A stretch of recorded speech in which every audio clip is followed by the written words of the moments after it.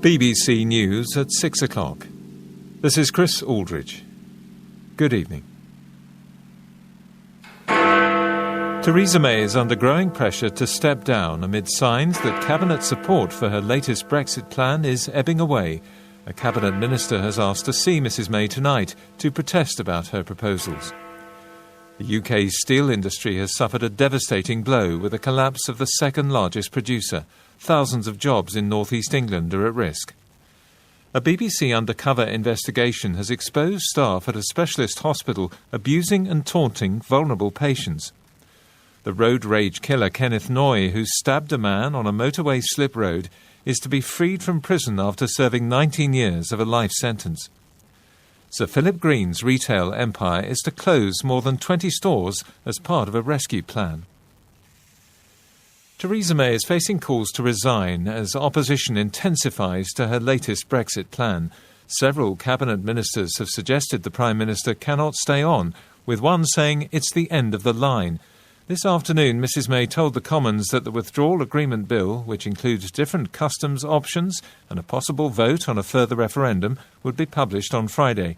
She insisted there needed to be compromise on all sides. But a growing number of Conservatives, as well as Labour, the SNP and the Democratic Unionists, all say they won't support it. More details from our assistant political editor, Norman Smith.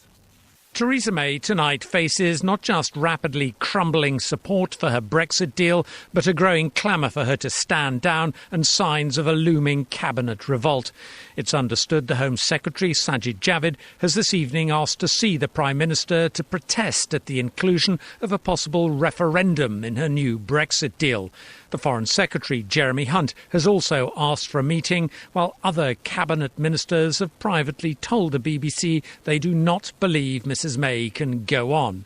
And this evening, following a meeting with the Chief Whip, Julian Smith, the 1922 Committee of Tory backbenchers are expected to consider a change in party rules to allow an immediate no-confidence vote. Despite this, there is as yet no sign of Mrs May voluntarily stepping down or abandoning her bill. Instead, the Prime Minister today insisted she'd made all the compromises she was prepared to make, would press ahead with the publication of her bill on Friday, followed by a vote on it in the Commons in the first week of June, a stance that prompted a mixture of incredulity and anger among Tory MPs. In the Commons, however, Mrs May remained defiant. If we are going to deliver Brexit in this Parliament, we are going to have to pass a withdrawal agreement bill. And we will not do so without holding votes on the issues that have divided us the most. That includes votes on customs arrangements and on a second referendum. We can pretend otherwise and carry on arguing and getting nowhere. But in the end, our job in this House is to take decisions, not to duck them. With opposition hardening among Tory MPs, so far only a handful of Labour MPs have indicated they might support the bill, while the Labour leader Jeremy Corbyn again insisted he believed it offered nothing new and showed Mrs May had lost control. Her time has now run out. She no longer has the authority to offer a compromise and cannot deliver. That's why it's time for a general election to break the Brexit deadlock and give the country a say. Throughout the day, there were repeated calls from Conservative MPs for Mrs May to abandon the bill or risk an even greater defeat than the last time.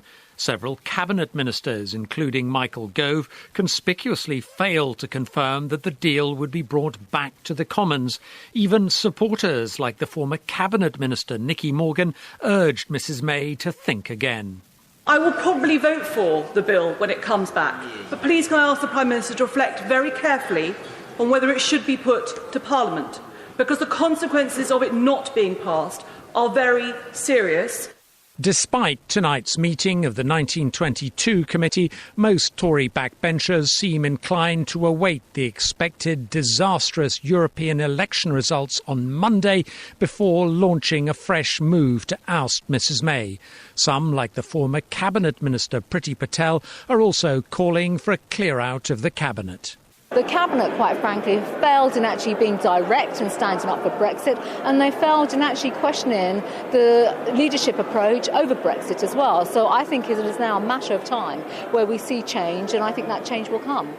For all Mrs May's resilience, it's hard to see how the Prime Minister can hope to rebuild support for her deal.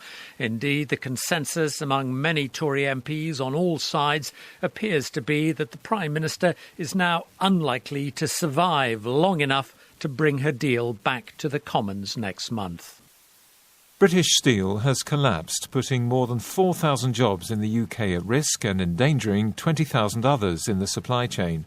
The company, which has plants in Scunthorpe, Middlesbrough and Skinning Grove, was put into receivership after rescue talks with the government failed.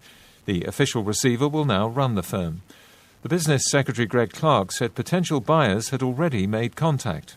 Our business correspondent Coletta Smith has spent the day in Scunthorpe, where 3,000 people work for the company. It was the news that everyone here in Scunthorpe had been hoping not to hear. After surviving decades of difficulties, the workers at British Steel are now facing the liquidation of the company. The firm will pay this week's wages and the government will pick up the bill after that. Staff here are worried about the future. Just mixed emotions. People are talking about the futures and what's going to happen. Nobody knows what's happening. I mean, I want to stay in my job, but what'll be will be.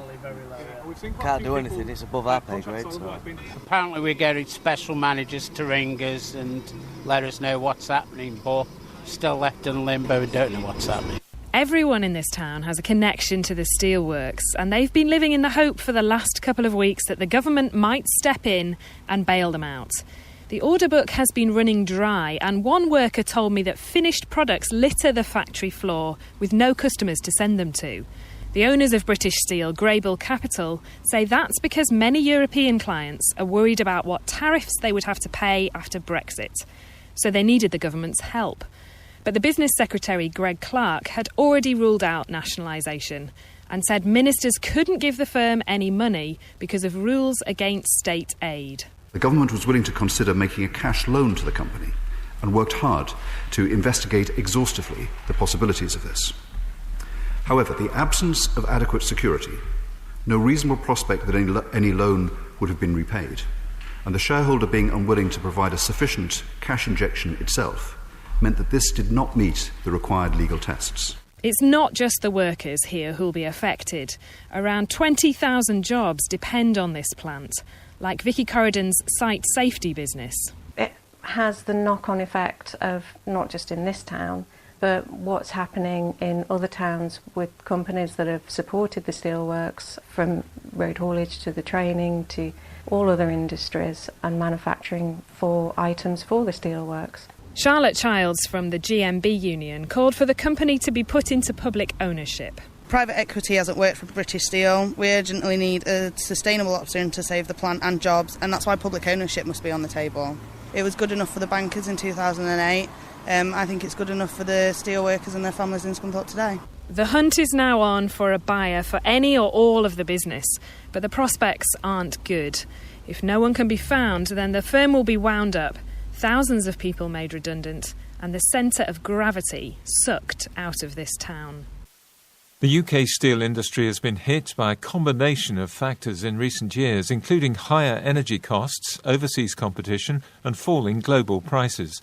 Our business correspondent Jonty Bloom considers its future.